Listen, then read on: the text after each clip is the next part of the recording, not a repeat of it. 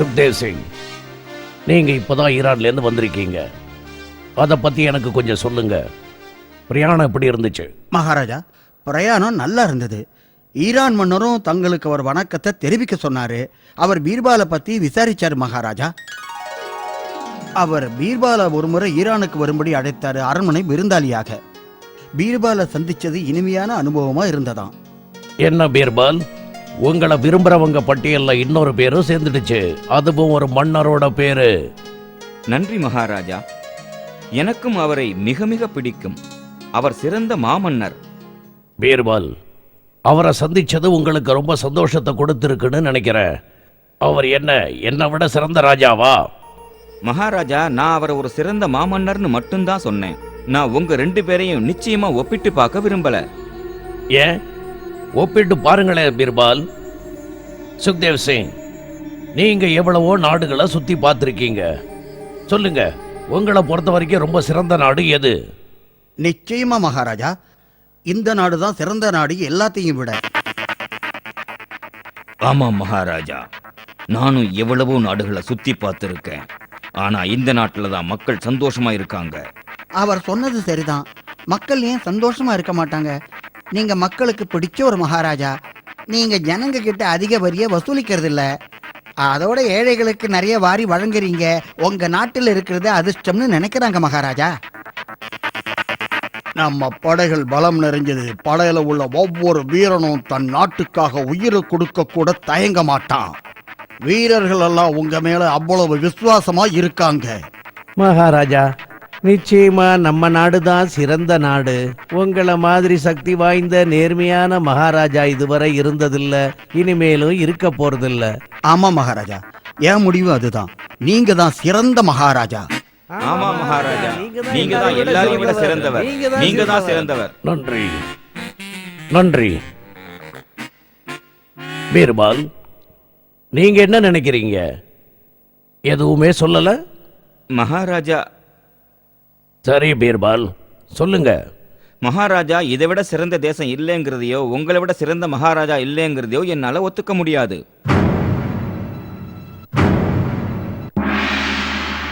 பீர்பால், நீங்க பிடிவாதம் பிடிச்ச ஆளுதான். எதிர்மறையாவே பேசுவீங்க, மற்றவங்க கிட்ட இருந்து வித்தியாசமா காட்டிப்பீங்க. இப்ப எல்லையே மீறிட்டீங்க.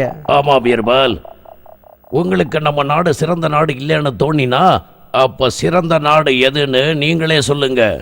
மகாராஜா, நான் மறுபடியும் சொல்றேன், நீங்க நிச்சயமா சிறந்த அரசர் தான். ஆனா மிகச் சிறந்தவர் இல்ல. எல்லார்கிட்டையும் இருக்கிற மாதிரி உங்ககிட்டையும் குறைகள் இருக்கு. இறைவன் நம்ம எல்லாரையும் அப்படித்தான் படைச்சிருக்கான். எவ்வளவு தைரியம் இருந்தா எல்லார் முன்னாடியும் மகாராஜாவை அவமானப்படுத்துவீங்க? பீர்பால், உங்களுக்கு நம்ம நாடு சிறந்த நாடு இல்ல, அப்புறம் நான் சிறந்த அரசன் இல்லைன்னு தோணிச்சுன்னா நீங்க இங்க இருக்கிறத நானும் விரும்பல. இங்கிருந்து வெளியே போயிடுங்க. எல்லார் முன்னாடி என்ன அவமதிச்சவங்களை என்னால நிச்சயம் மன்னிக்க முடியாது. இங்கிருந்து உடனே வெளியே போயிடுங்க. மகாராஜா, உங்க மனசை வேதனைப்படுத்துறது என்னோட நோக்கம் இல்லை. இந்த உலகத்துல எந்த மனுஷனோ எந்த இடமோ பூர்ணத்துவம் நிறைஞ்சதா இருக்க முடியாது. நிச்சயமா ஒன்னை விட ஒன்னு சிறந்தது இந்த உலகத்துல இருக்கும். நீங்க மகாராஜாவை எல்லாருக்கும் முன்னாடி அவமானப்படுத்தினீங்க. இப்ப என்னடா மகாராஜாவோட சிறந்தவர் இருக்காருன்னு சொல்றீங்க? பீர்பால், இனிமேலும் நீங்க சொல்றதை என்னால பொறுக்க முடியாது. இங்கிருந்து போயிடுங்க. தங்கள் சித்தம் மகாராஜா.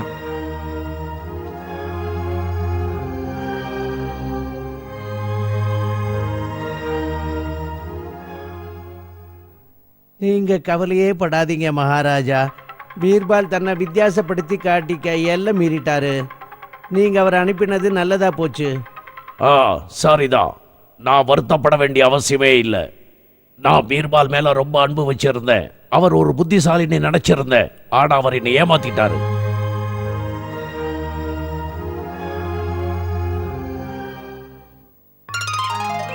நேத்து நான் பீர்பால் விஷயத்துல மோசமா நடந்துக்கிட்டேன். அவருக்கு என் மேல ரொம்ப கோபமா இருக்கும். நேத்து அவர் என்ன சொல்ல வந்தாருன்னு எனக்கு இப்பதான் புரியுது. நான் அவரை மறுபடியும் கூப்பிடுறேன். அவருக்கு ஒரு நல்ல பரிசு தரேன். கவலாளி,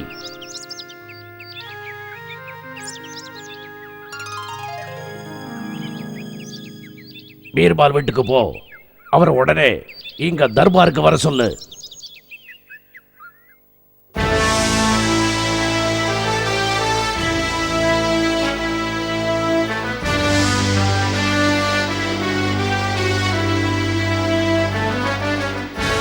என்னாச்சு? பீர்பால் ஏன் வரல? மகாராஜா, அவர் வீட்டுல யாருமே இல்ல. அவர் வீடு பூட்டிருக்கு.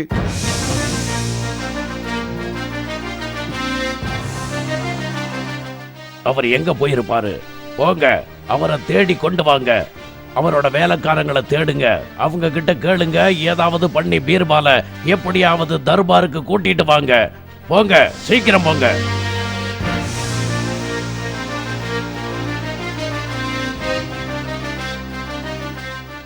என்ன மகாராஜா, நீங்க மறுபடியும் பீர்பாலை கூப்பிட போறீங்களா? ஆமா, நேத்து நான் தவறு பண்ணிட்டேன். பீர்பால வெளியே போக சொன்னது தவறு. எப்பவும் போல அவர் உண்மையை தான் சொன்னாரு. ஆனா நான் புரிஞ்சுக்காம அவருக்கு தண்டனை கொடுத்துட்டேன்.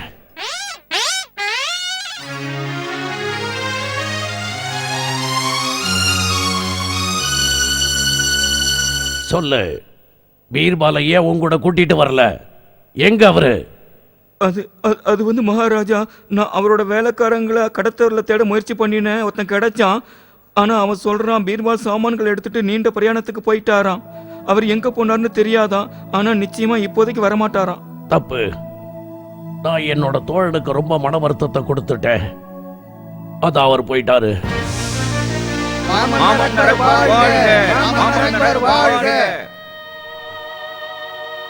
3 மாதங்கள் ஓடிவிட்டன. இன்னும் பீர்பால் திரும்பவில்லை. அக்பரை பீர்பாலின் நினைவுகள் அடிக்கடி வாட்டி வதைத்தன. அவர் மிக வருத்தமாக நிம்மதியின்றி காலம் கழித்தார்.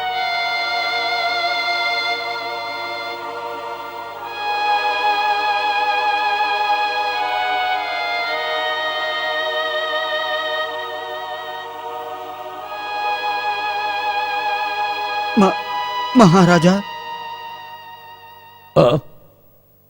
என்ன மன்னிச்சிருங்க. நான் பீர்பால் கிட்ட தவறா நடந்துகிட்ட முறைக்காக இப்ப ரொம்ப வருத்தப்படுறேன்.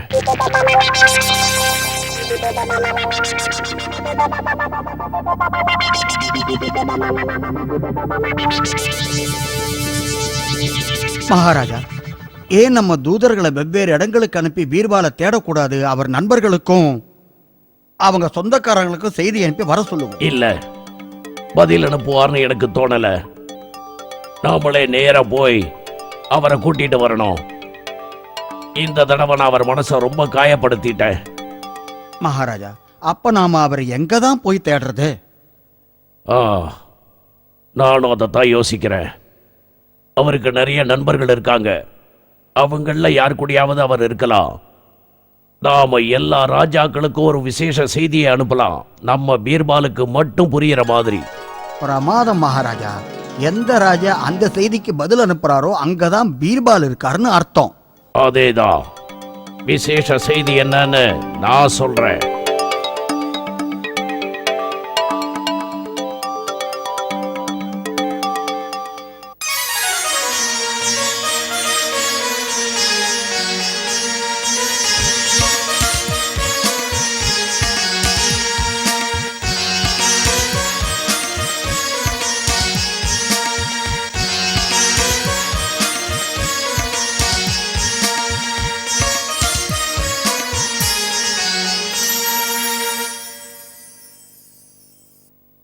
எனக்கு இந்த செய்தியில எதுவுமே புரியல மகாராஜா. பீர்பால், அக்பரோட செய்தியில உங்களுக்கு ஏதாவது புரியுதா பாருங்க.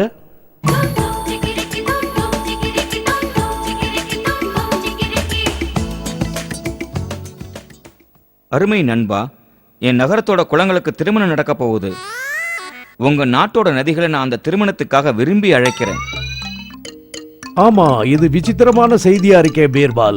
உங்களுக்கு இதுல ஏதாவது புரியுதா? அக்பர் என்னதான் சொல்ல விரும்புறார்? மகாராஜா, அந்த செய்தி என்னன்னு எனக்கு ஓரளவு புரியுது. நாம இதுக்கு நிச்சயமா பதில் அனுப்புவோம்.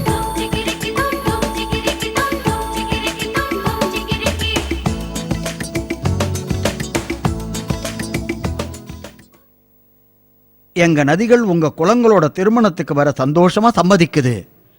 நீங்க உங்க கிணறுங்க கிட்ட சொல்லுங்க, அவைகளை நகரத்துக்கு வெளியில வந்து நதிகளை வரவேற்கட்டும். ரொம்ப பிரமாதம். இது பீர்பாலே தான். இப்பவே நான் ஈரானுக்கு கிளம்பி போறேன்.